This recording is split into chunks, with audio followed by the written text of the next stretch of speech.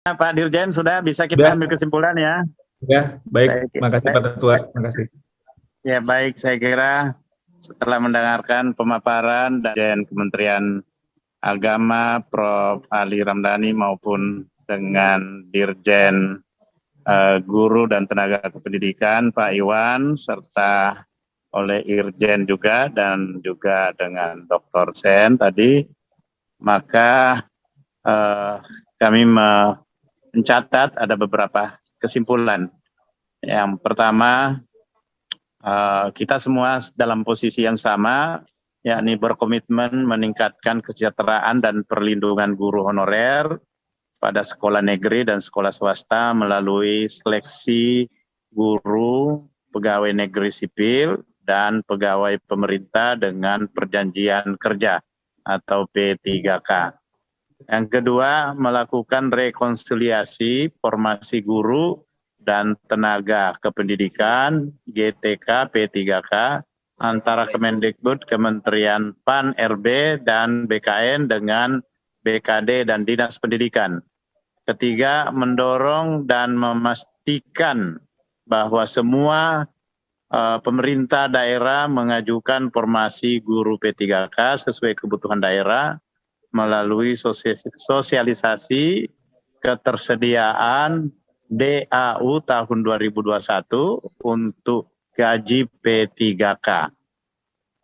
Keempat, memastikan optimalisasi formasi P3K bahwa semua guru honorer tetap dapat mengikuti seleksi guru yang mengajar di daerah tanpa formasi dapat mendaftar di daerah lain, dan guru yang melewati passing grade tahun ini namun tidak mendapat formasi dapat menggunakan nilai hasil tes tahun ini di tahun selanjutnya. Kelima, mempercepat dan memastikan pengangkatan 173.730 guru honorer yang lulus formasi pada ujian pertama menjadi guru P3K, dan memastikan bahwa seluruh guru yang bertugas di sekolah negeri berstatus ASN, termasuk guru agama sekitar 149.763 guru K2 dan non-kategori. 6. Menjalin sinergi yang optimal antara pemerintah daerah, universitas, dan sekolah dalam perekrutan guru baru. 7. Mempercepat program sertifikasi guru, khususnya guru agama, melalui penambahan kuota per tahun dan atau melalui pola baru sertifikasi yang tidak terlalu membebani keuangan negara, daerah, dan yayasan. Kedelapan, mendorong kepala daerah untuk mengeluarkan SK guru honorer untuk mempermudah pengurusan NUPTK dan sertifikasi guru. Kesembilan, memberikan kesempatan lebih banyak kepada guru dan tenaga kependidikan untuk mengikuti program-program peningkatan kompetensi. Saya kira ini 9 poin. Yang 9 terakhir ini soal kompetensi guru ini bukan hanya kesalahan gurunya sendiri, guru honorer, tapi kita juga semua bersalah karena sudah berpuluh-puluh tahun mereka menyandang status sebagai guru honorer, tapi kita tidak juga memiliki kompetensi untuk meningkatkan kompetensi mereka. Nah, saya bahasakan seperti itu. Jadi kita juga punya kesalahan di sini, kami di Dewan punya kesalahan, Bapak-bapak di eksekutif juga punya kesalahan. Karena itu jangan kita bebani kesalahan hanya kepada mereka sehingga dia terus-menerus menjadi korban. Kita semua berharap bahwa guru ke depan tentu kita menginginkan kompetensinya, dan sehingga posisi kita dalam PISA juga peringkatnya bisa menjadi lebih baik. Tapi yang paling mendasar sekarang ini adalah bagaimana menyelesaikan permasalahan yang di depan mata ini, mengamputasi sehingga tahun-tahun mendatang tidak ada lagi persoalan seperti ini. Silakan nanti Pak Dirjen menggunakan metode rekrutmen yang lebih hebat sehingga kita bisa menghasilkan tenaga-tenaga kependidikan yang lebih kompeten. Tapi untuk sekarang ini tidak bisa kita jadikan ini sebagai alasan untuk kemudian mereka tidak diakomodir. Harus kita berikan apresiasi. Dia sudah mengabdi sedemikian lama, kami yang sering ke daerah menyaksikan bagaimana pergulatan mereka di daerah untuk mencerdaskan anak-anak kita dengan kompetensi yang minimalis yang dia punyai. Saya kira demikian Pak Dirjen, apa bisa kita... Ada catatan sedikit Pak Tamsil. Mungkin kalau ke ada nomor catatan. ini nomor 1 nih, ini kita di seleksi nanti kita dimarahin BKN Pak atau PNS P3K ini untuk sekolah negeri Pak untuk jadi ASN. Begitu. Coba di redaksinya bagaimana? Kemarin juga kita bicara dengan BKN ini. Ya, nanti kita dimarahin sama BKN. Ini kan seleksi ASN PNS P3K ini ASN. Jadi ini untuk institusi negeri. Itu yang pertama. Terus yang nomor 2. Okay. Nomor 2 itu Kemendikbudristeknya ketinggalan Bapak. Oh, Risteknya ya betul ketinggalan. Ya. Kelihatannya Kementerian Agama kenapa tidak masuk ini? Kementerian Agama ini. Ya, betul. Saya kira Kementerian Agama di situ karena juga ada menyangkai. Beginilah, pokoknya pertemuan-pertemuan yang high level ini harus sering-sering diadakan karena saya lihat kalau itu sering terjadi lebih memudahkan untuk mendapatkan solusi.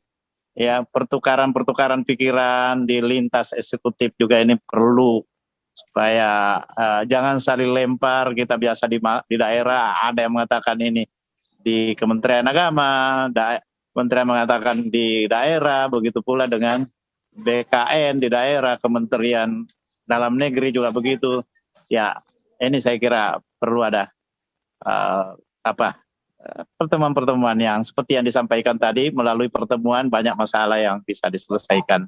Tadi siapa tadi Pak Dirjen Agama barangkali tadi yang menyampaikan. Oke, kalau tidak ada lagi kita bisa sepakati ini Pak ya. Sorry, Pak Tamsil ada lagi nomor di bawah Pak. Maaf ini takut ini ya. Nomor 6. Oke.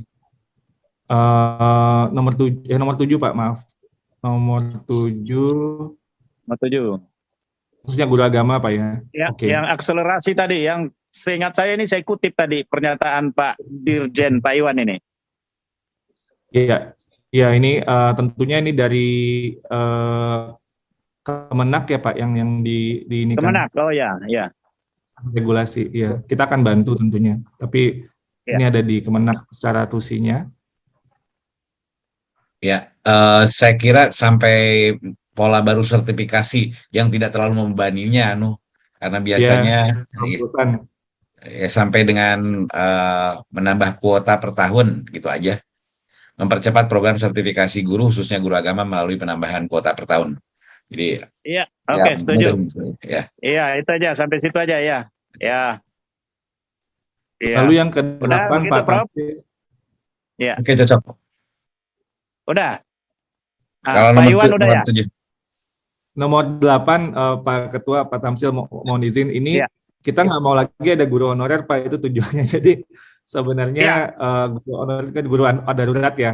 Jadi menurut kita itu nggak perlu lagi gitu karena tujuan kita perlu lagi ya. Ya, betul Pak. Jadi kalau NUPTK itu kan juga ada mekanisme alternatif saat ini bisa ke LPMP juga Pak. Izin. Udah nomor 8 kita delete ya. Pak Tamsil izin. Pak Dirjen. Silakan. Pak Dirjen. Siapa Pak Jaja? Pak Iwan. Kalau ditambahin guru honorer dalam jabatan saja gimana? Artinya yang sudah existing. Oh, yang existing ini nih maksud Pak Dirjen. Bukan dalam yang baru lagi. Kalau begini gimana? Karena jadi bukan baru. Jadi kalau di kita itu nggak ada lagi guru honorer yang dalam jabatan atau apapun itunya. Kan guru honorernya kan guru kondisi darurat Pak, maksudnya Pak Dirjen. Izin jadi, Pak Dirjen, banyak guru-guru honorer yang SK-nya hanya kepala sekolah, bukan ya, betul. Seperti yang masalah tadi saya sampaikan Pak Ketua. Itu maksudnya Pak Dirjen. Jadi bukan guru honorer yang baru, bukan, tapi yang existing. Ngerti Pak, ngerti sekali. Enggak, begini aja Pak Dirjen. Kalau Pak Dirjen bisa mengatakan bahwa itu tanpa SK dari pemerintah daerah itu bisa diakomodir, oke, nggak ada masalah. Kalau Jadi tanpa gini, SK, tanpa di SK kan, misalnya sekarang Pak Dirjen, ada beberapa yang sudah lulus Panselnas itu, kemudian dia tidak diangkat, alasannya BKN harus di SK-kan oleh Bupati. Nah, gimana kaitannya dengan ini? Kemarin kita rapat dengan BKN itu menyampaikan seperti itu. Ada juga Kementerian Dalam Negeri. Bu Dirjen mungkin mau nambahkan? Oke. Yang poin 8 ya Pak Dirjen. Betul. Iya. Oke. Baik, jadi memang yang ini nomor 8, kita memang kemarin beberapa hal itu memang dari kepala daerah berkeberatan untuk mengeluarkan SK yang guru honorer existing ya Pak Tamsil ya Bapak Ibu sekalian. Ya, betul. Nah, betul. Karena memang ini akan mengakibatkan mereka dianggap melanggar PP 48 tahun 2005 tersebut Pak Tamsil, karena di situ sudah jelas mereka tidak boleh mengangkat honorer termasuk guru. Nah, oleh karena itu memang kebijakan yang diambil adalah kepala sekolah ya, kepala sekolah yang mengangkat dan di situ bisa dari disdiknya yang menugaskan atau yang mengetahui. Ini yang kita ambil langkah kebijakan sehingga guru-guru honorer yang ada di sekolah-sekolah tersebut masih tetap bisa mendapatkan honor dari anggaran BOS kita, atau sebagian pemerintah daerah mengalokasikannya dalam APBD. Demikian Pak Tamsil. Iya, ya. Nanti mereka dianggap melanggar. Kemarin itu misalnya satu contoh, di Pangkep saya datang ke sana, ada 660 yang sudah lulus seleksi pada tahun 2015 dan diakui oleh BKN kemarin, tetapi BKN menyampaikan tidak bisa tanpa SK Bupati. Nah, sementara Bupati berdalih tidak bisa meng-SK-kan karena itu klausul yang tadi yang Ibu Dirjen sampaikan. Sementara penilaian BKN, Bupati tidak mau meng-SK-kan karena ya orang ini terpilih padahal bukan orang yang direkomendasikan terkait dengan pilkada. Izin Pak Tamsil, maksudnya tadi yang lolos apa ya Pak Tamsil? Mohon maaf saya ini karena di luar suara. Lolos apa tadi Pak Tamsil yang dari BKN? Panselnas, Panitia Seleksi Nasional, udah dinyatakan lolos. Lolos sebagai PNS. Iya, lolos sebagai P3K maupun PNS, tapi dia tidak kalau yang itu sepakat itu. Jadi mungkin yang ini guru honorer jangan dalam jabatan, tapi yang tahun kapan yang kemarin lolos sebagai PNS atau P3K jika memang itu ada di daerah tersebut gitu. Begitu ya Pak Dirjen ya? Ya betul. Betul, Kalau Pak itu Ketua. Pak Ketua. Izin Pak Ketua. Silakan Pak Bambang dulu, baru Bu Novita. Terima kasih Pak Ketua atas waktunya. Kami usul Pak, masalah SK ini, karena sampai sekarang itu masih multitafsir Pak. Ada daerah yang berani meng-SK-kan, ada yang tidak. Nah, ada salah satu daerah yang membuat terobosan, SK itu adalah penugasan dari kepala dinas atas SK, atas dasar dari SK kepala sekolah, sehingga kepala dinas itu hanya menugaskan, bukan mengangkat. Nah, dasar pengangkatan adalah dari kepala sekolah, sehingga ini ada solusi, Pak. Kalau tidak ada solusi, nanti kasihan. Penugasan itu, Pak. Ya, betul. Ya, tadi yang saya sampaikan itu disampaikan Pak Bambang. Salah usul kami adalah yang disampaikan Pak Bambang yang tadi saya sampaikan. Jadi usulan kami adalah penugasan dari kepala dinas atas dasar SK kepala sekolah. Jadi ini supaya nanti segera ada solusi. Terima kasih Pak Ketua. Makasih Pak Bambang. Ya, solusinya ini yang kita perlukan Pak. Apapun yang itu, kepala sekolah atau siapa nanti ya, ada solusi dan itu diakui oleh Pak Dirjen. Iya, tapi mungkin kalimatnya mungkin tadi yang disampaikan Pak Dirjen untuk kita ubah. Mohon izin Pak Tamsil. Jadi silakan, mendorong kepala daerah untuk mengeluarkan surat penugasan atas dasar atas pengangkat penugasan guru honorer dalam jabatan gitu Bu ya, melalui kepala dinas kepala dinas pendidikan kepala dinas pendidikan. Iya. Guru honorer yang tahun berapa? Guru honorer yang terkait dengan guru agama, yang terkait dengan guru agama tadi gimana? Iya Pak Ketua, izin. Ya silakan Pak Bu Novita. ini kan tadi saya sudah sampaikan, cuman karena memang dari pendidikan agama Kristen tidak ada, saya juga bingung mau menyampaikan kemana, karena ini permasalahan guru agama Kristen di seluruh Indonesia. Rata-rata guru honorer agama Kristen itu SK-nya SK kepala sekolah, sementara persyaratan mengikuti PPG itu harus SK Pemda atau kepala dinas. Itu yang menjadi masalah sekarang ini. Jadi mohon ada solusinya. Masa mereka mau dibiarkan begitu saja? Kan mereka udah berdedikasi cukup lama buat sekolah-sekolah ini. Iya. Kan Ini apa? Saya sependapat dengan Ibu Novita, terjadi juga di NTB seperti itu. Usul Tapi Pak ini Ketua. poin 8 ini apa belum? Belum. Usul Pak Ketua, poin 8 Pak Ketua. Usul Ya, poin 8 silakan, Pak Pak Ketua. Bambang. Terima kasih Ya. Pak Ketua. Jadi nomor 8 itu ditambahi aja Pak. Dalam jabatan Kepala Dinas Pendidikan atas dasar SK dari Kepala Sekolah. Setuju. Ya. Itu solusinya itu. Ya, itu. Yang harapan kami seperti itu. Solusi, ya. Jadi mendorong kepala daerah untuk mengeluarkan surat penugasan guru honorer dalam jabatan melalui Kepala Dinas Pendidikan atas dasar surat keputusan dari kepala sekolah, gitu. Ya, ya betul. Gimana Bu Irjen, gimana? Udah cocok redaksinya Bu?